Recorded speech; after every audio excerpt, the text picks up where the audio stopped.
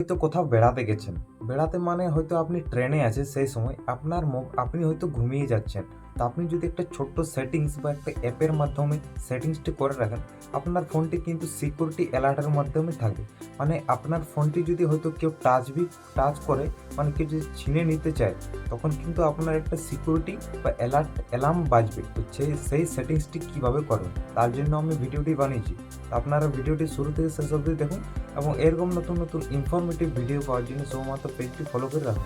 দেখুন, আপনারা আপনাদের প্লে স্টোরেতে যাবেন। স্টোরেতে যাওয়ার পর আপনারা সার্চ করবেন ডোন্ট টাচ মাই ফোন। এই অ্যাপটি আপনারা ডাউনলোড করে নেবেন। আমি এখানে ডাউনলোড করে নিয়েছি।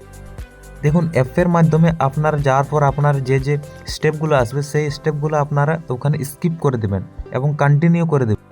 সব কিছু স্টেপ কমপ্লিট হওয়ার পর আপনাদের এখানে একটা স্টার্ট অপশান আসবে। স্টার্টে আপনারা ক্লিক করবেন। স্টার্টে ক্লিক করার পর আপনাদের ফোনটি এখানে স্টার্ট হয়ে যাবে। মানে সেই সময় আপনার ফোনটি যদি কেউ টাচ করে, তারপর থেকে কিন্তু আপনাদের সাইলেন্স বাজবে। মানে আপনি যতক্ষণ না আপনার ফোনটি শর্টটি করুন, অতক্ষণ অবধি আপনাদের যে সিকিউরিটি অ্যালার্ম সেটা আপনাদের বাজবে।